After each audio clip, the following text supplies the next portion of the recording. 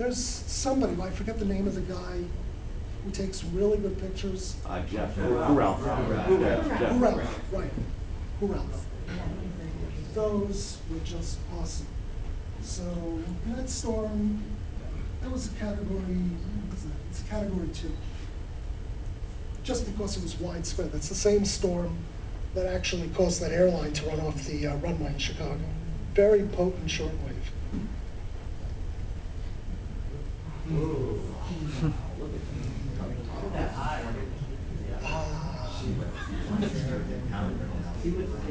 And I found, I don't know if this is anybody's picture here, but that's a picture off of the southern New England, southern Rhode Island coastline as that feature was coming through. So my guess is that's after all the precip is coming. It's moving out before the second batch somewhere in here came over and whammo bam.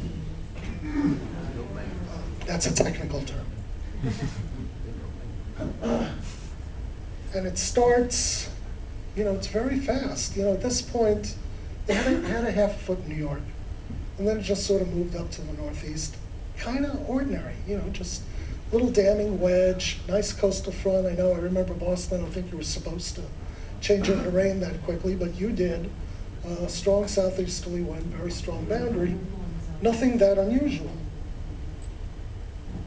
However, next hour, it's like, whoa, whoa, whoa, whoa, whoa, whoa. I remember looking at, all of a sudden they're getting 30 knots of wind out of the west, gusting into the 50s. And this thing had dropped 7 millibars in 9 hours. That's got to be a mistake, isn't it? Wouldn't you expect something to really happen with that? And it turns out, as this thing was deepening, their winds, which are light, were beginning to blow towards the low, sort of what's called an isobaric wind. So this thing was deepening rapidly. These winds were shifting from light northeasterly into northerly, while these were coming in strong, strengthening southeasterly. So you had a strengthening front over here from the genesis.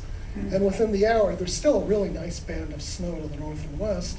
Still pretty disorganized in here. This is all rain, bright banding for the most part.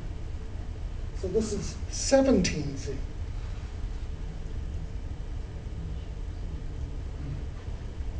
(18Z). It then was like, oh my God. And where the bright banding was occurring before, indicating rain, snow, this was actually where the convection was forming along that line. So at this point, look how the wind's now blowing northwest towards this developing frontal band here. So you're getting frontogenesis at the same time. This thing is deepening massively. What had been heavy precipitation in here in an hour just broke up. So there was all this stuff that was going on, and now we're beginning to see the comma head really start to come together with a band, another band, a band, a band. A band to beat the bands. A little 1888-ish there, Paul. What's that? A little 1888-ish. Well, it's a little. A little bit. Right. Actually, of course, in 1888, they only had surface maps every 11 hours. We could have missed the beginning and the end of the storm. So here's the difference between 1723 and 815. Gee, what happened to this? Where'd it go? So there, in an hour, something's going on. And by this time, we've got a 990 low that's about 14 millibars in 3 hours. It's dropped. Not a pressure tendency of 14 millibars. The low center itself dropped 14 millibars. Not exactly over water where you expected. It was actually crossing right near the coastline itself. And all of this right now is when you were getting your reports of heavy thunder, snow, unbelievable conditions. Even here, it's like, well, it was probably better a little north of here. But it was like, incredible, just incredible. Providence got absolutely nailed. You It got- happened during rush hour. Providence got nailed. Oh, nailed, okay.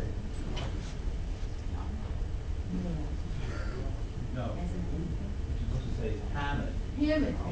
Hammered. There you go. Hammered hard. Right, you were hammered high. So here the 980 something low is moving towards Providence. After they get clear skies, and that's the point where I assume you got your 80 to 100 mile an hour wind gusts and blizzard conditions. where, an hour before, go on out, it's a nice day, a little breezy. So, and then just as fast as that thing moved in, it was gone.